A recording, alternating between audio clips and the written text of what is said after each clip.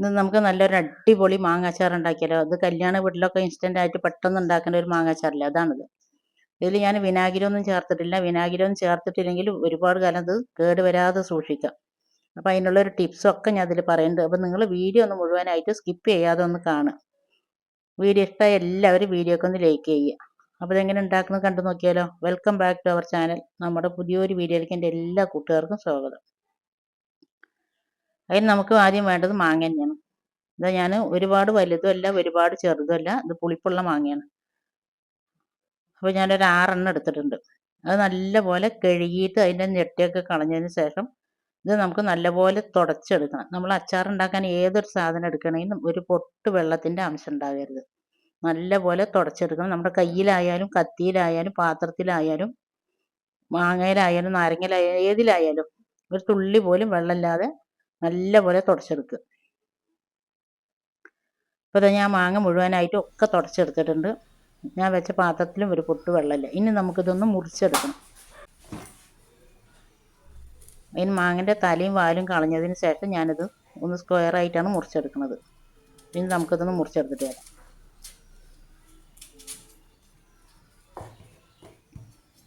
ഈ സമയം നിങ്ങൾക്ക് എൻ്റെ വീഡിയോ കണ്ടിട്ട് ഇഷ്ടമാകുകയെന്നുണ്ടെങ്കിൽ എല്ലാവരും വീഡിയോയ്ക്ക് ലൈക്ക് ചെയ്യാനും, ആദ്യമായിട്ട് നമ്മുടെ വീഡിയോ കാണുന്ന പുതിയ കൂട്ടുകാർ, സബ്സ്ക്രൈബ് ചെയ്യാതെ കാണുന്ന കൂട്ടുകാരുണ്ടെങ്കിൽ ഒന്ന് സബ്സ്ക്രൈബ് ചെയ്ത് സപ്പോർട്ട് ചെയ്യാനൊന്നും മറന്നു കേട്ടോ. സബ്സ്ക്രൈബ് ചെയ്യുമ്പോൾ കൂടെ കാണുന്ന ബെൽ ബട്ടൺ അമർത്തിയ 3 ഓപ്ഷൻ വരും. അപ്പോൾ അതിൽ ഓൾ അമർത്തി വെച്ചാൽ ഞാൻ ഏത് സമയത്ത് വീഡിയോസ് ഇട്ടാലും നിങ്ങൾക്ക് അതിൻ്റെ നോട്ടിഫിക്കേഷൻ കിട്ടും. പിന്നെ ഇത് ഞാൻ മുറിക്കുന്നത് ഒരുപാട് വലിയ പീസാക്കിയിട്ടല്ല, ഒരുപാട് ചെറിയ പീസാക്കിയിട്ടല്ല, ഒരു മീഡിയം സൈസാക്കിയിട്ട് സ്ക്വയർ ആയിട്ടാണ് ഞാനിത് മുറിച്ചെടുക്കുന്നത്.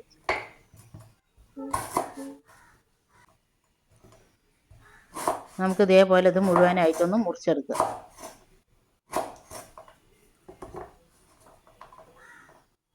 ഇത് കാണുമ്പോൾ തന്നെ അറിയില്ല, ഒരുപാട് വലുതല്ല ഒരുപാട് ചെറുതല്ല. ഞാൻ ഇങ്ങനെയാണ് മുറിച്ചെടുക്കുന്നത്. ഇങ്ങനെ മുറിച്ചെടുക്കുമ്പോൾ അതിലേക്ക് പെട്ടെന്ന് ഉപ്പും പുളിയൊക്കെ പിടിച്ചിട്ട് നമുക്ക് മാങ്ങ പെട്ടെന്ന് സെറ്റായി കിട്ടും കേട്ടോ.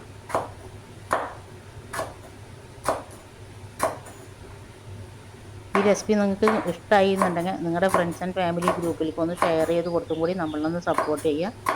പിന്നെ ഇതേപോലെ നിങ്ങളൊന്ന് അച്ചാർ ഉണ്ടാക്കിയതിന് ശേഷം അതിൻ്റെ ഫീഡ്ബാക്ക് എന്തായാലും താഴെ കമൻറ്റ് ബോക്സിലൊന്ന് അറിയിപ്പിക്കുക. അപ്പോൾ ഞാൻ മുഴുവനായിട്ടൊന്ന് മുറിച്ചെടുത്തിട്ടുണ്ട്. ഈ മുറിച്ചെടുത്ത മാങ്ങ മുഴുവനായിട്ട് ഞാനിതൊരു മൺചട്ടിയിലാണ് ഞാനിത് അച്ചാറിടാൻ പോണത്. നമ്മളെടുക്കുന്ന ചട്ടിയിലാണെങ്കിൽ ഒരു തുള്ളി പോലും വെള്ളത്തിൻ്റെ ഒരു നനവോ തണുപ്പോ ഒന്നും ഉണ്ടാകരുത്. ഇതിപ്പോൾ ഞാൻ കപ്പിൽ അളന്ന് നോക്കിയപ്പോൾ 2 കപ്പ് മാങ്ങ ഉണ്ട്. പിന്നെ അതിലേക്ക് ഞാൻ കല്ലുപ്പാണ് ഇടുന്നത്. ഞാനിപ്പോൾ ആദ്യം 1 ടേബിൾ സ്പൂൺ ഉപ്പിട്ടിട്ട് നല്ലപോലെ ഒന്ന് മിക്സാക്കി നോക്കിയതിന് ശേഷം അത് പോരാ തോന്നി. പിന്നെ ഞാനൊരു 1/2 ടേബിൾ സ്പൂണും കൂടി ഉപ്പിട്ട് കൊടുത്തിട്ടുണ്ട്. കല്ലുപ്പ് ആയതുകൊണ്ടാണ് ഞാൻ 1.5 ടേബിൾ സ്പൂൺ ഇട്ടത്. ഉപ്പിൻ്റെ അളവൊന്നും ഇപ്പോൾ കറക്റ്റായിട്ട് പറയാൻ പറ്റില്ല. അപ്പോൾ നിങ്ങൾ എടുക്കുന്ന മാങ്ങയ്ക്കും നിങ്ങൾ എടുക്കുന്ന മാങ്ങേൻ്റെ പുളിക്കും അനുസരിച്ചിട്ട് ഉപ്പിട്ട് കൊടുക്കുക. ഇതിപ്പോൾ നല്ലപോലെ ഞാനൊന്ന് മിക്സാക്കി എടുത്തതിന് ശേഷം ഇനി അതവിടെ മൂടി വയ്ക്കുന്നുണ്ട്. ഇനി അത് അവിടെ ഇരിക്കട്ടെ. നമുക്കിതിലേക്ക് കുറച്ച് കാര്യങ്ങൾ കൂടി റെഡിയാക്കാനുണ്ട്. അത് ഞാനൊരു ചട്ടി അടുപ്പിൽ വെച്ചിട്ടുണ്ട്. ചട്ടി നല്ലപോലെ ചൂടായിട്ടുണ്ട്. ലോ ഫ്ലെയിമിലാണ് ഇട്ടിരിക്കുന്നത്. ചട്ടി നല്ലപോലെ ചൂടായതിന് ശേഷം 1 ടേബിൾ സ്പൂൺ കടുക് ഇട്ടിട്ടുണ്ട്. പിന്നെ അതിലേക്ക് ഞാൻ ഇട്ടിരിക്കുന്നത് 1/2 ടീസ്പൂൺ ഉലുവയാണ്. ഇത് രണ്ടും പാടെ നമുക്ക് നല്ലപോലെ ഒന്ന് വറുത്തെടുക്കാം. കടുകൊന്ന് പൊട്ടും വേണം. ഉലുവൊന്ന് ചുവപ്പ് കളർ ആകുന്ന സമയത്ത് നമുക്ക് ഇതിലേക്ക് ഒരു 1/4 ടീസ്പൂണ് ചെറിയ ജീരകം ഇട്ട് കൊടുക്കുക. എന്നിട്ട് നല്ലപോലെ എല്ലാതും പൊട്ടി വരും. പൊട്ടി വരുന്ന സമയത്ത് കടുകിൻ്റെ കളറൊക്കെ ഒന്ന് വ്യത്യാസം വരും. പെട്ടെന്ന് തന്നെ ഞാനിത് ചട്ടിയിൽ നിന്ന് മാറ്റുന്നുണ്ട്. മൺചട്ടി ആയതുകൊണ്ട് നല്ലപോലെ ചൂടാണ്. അതിന് ശേഷം ഞാനിതിലേക്ക് കുറച്ച് കായ ഇടേണ്ടത്. ഞാൻ കട്ടക്കായ ഇടുന്നത് പൊടിയല്ല. നമ്മൾ കട്ടക്കായ ഇടുമ്പോൾ നമ്മുടെ അച്ചാറിന് നല്ലൊരു ഫ്ലേവർ ഉണ്ടാവും. അതും ലോ ഫ്ലെയിമിലിട്ടിട്ട് നല്ലപോലെ ഒന്ന് വറുത്തെടുക്കുക.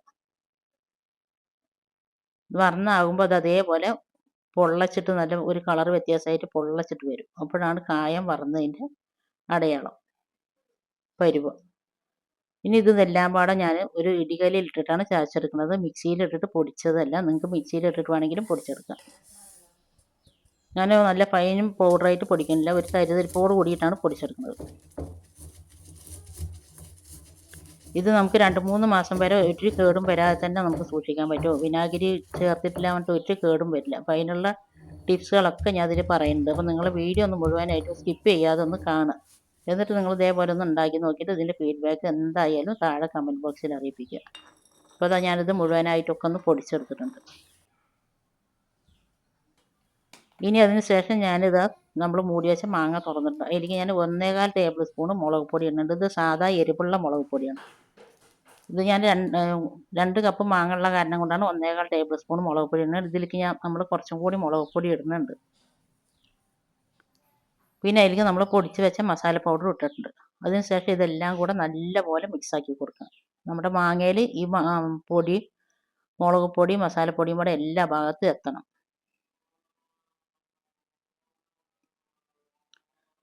നിങ്ങളിത് ഉണ്ടാക്കിയതിന് ശേഷം സ്റ്റോർ ചെയ്യണ ബോട്ടിലായാലും ഒരു തുള്ളി വെള്ളത്തിൻ്റെ നനവ് ഒന്നും ഇല്ലാത്ത രൂപത്തിൽ വേണം നിങ്ങളിത് സ്റ്റോർ ചെയ്തെടുക്കാൻ. ഇപ്പോൾ അതാ ഞാൻ മാങ്ങയിൽ മുഴുവനായിട്ട് നല്ലപോലെ മിക്സ് ആക്കിയിട്ടുണ്ട്. ഇത് മിക്സ് ആയിട്ടില്ല എന്നുണ്ടെങ്കിൽ ഒന്ന് അതേപോലെ ഒന്ന് കുലുക്കി കൊടുത്താൽ ഇപ്പോൾ ഫുള്ളായിട്ട് എല്ലാ ഭാഗത്തും മിക്സ് ആയി കിട്ടും.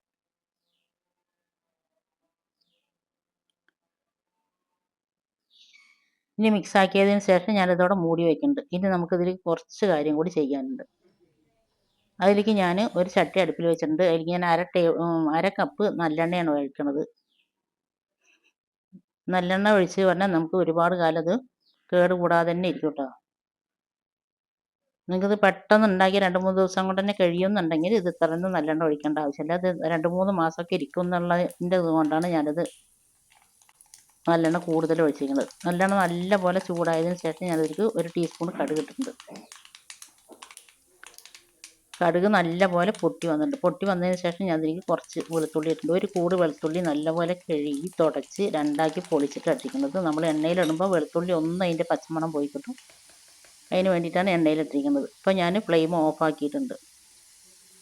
അതിന് ശേഷം ഞാൻ അതിലേക്ക് 1 ടീസ്പൂൺ നിറച്ച് മുളക് പൊടി ഇട്ടുണ്ട്. ഇതും എരിവുള്ള മുളക് പൊടി തന്നെയാണ്. എന്നിട്ട് ഇതെല്ലാം കൂടെ നല്ലപോലെ മിക്സ് ആക്കിയതിന് ശേഷം നമ്മൾ മിക്സ് ആക്കി വെച്ച മാങ്ങയിലേക്ക് ഒഴിക്കുക. ചൂടോടുകൂടി തന്നെയാണ് ഞാൻ ഒഴിക്കുന്നത്.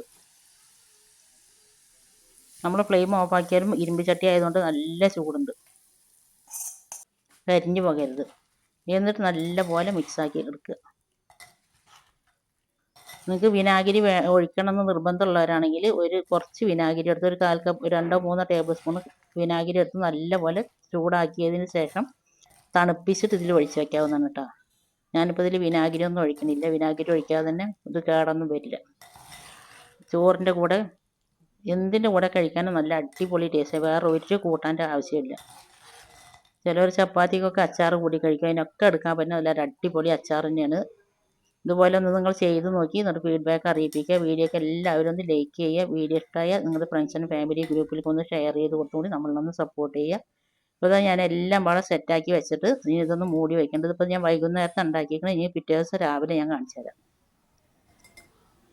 പിറ്റേ ദിവസം രാവിലെ ആകുമ്പോഴേക്കും നമുക്ക് നല്ലപോലെ എണ്ണയൊക്കെ തെളിഞ്ഞ് വന്നിട്ടുണ്ട്. ഇത് 2-3 ദിവസം പുറത്ത് വെച്ചതിന് ശേഷം നല്ലപോലെ മാങ്ങ സെറ്റായതിന് ശേഷം നല്ലൊരു ഗ്ലാസ് ബോട്ടിലോ ഭരണിയിലോ ആക്കിയിട്ട് നിങ്ങൾക്ക് ഫ്രിഡ്ജിൽ സൂക്ഷിക്കാവുന്നതാണ് കേട്ടോ. 2-3 മാസം വരെ ഒരു കേടും വരില്ല.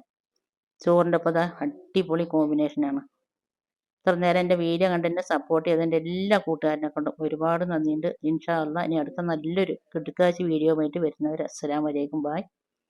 നമ്മൾ ഏതൊരു അച്ചാർ ഇടുകയാണെങ്കിലും അതിൻ്റെ മീതെ എണ്ണ നിന്നിട്ടുണ്ടെങ്കിൽ ആ അച്ചാർ ഒരിക്കലും കേടുവരില്ല. ഇത് ചോറിൻ്റെ ഒപ്പം നല്ലൊരു കോമ്പിനേഷനാണ്. വേറെ ഒരു കറിൻ്റെയും ആവശ്യമില്ല.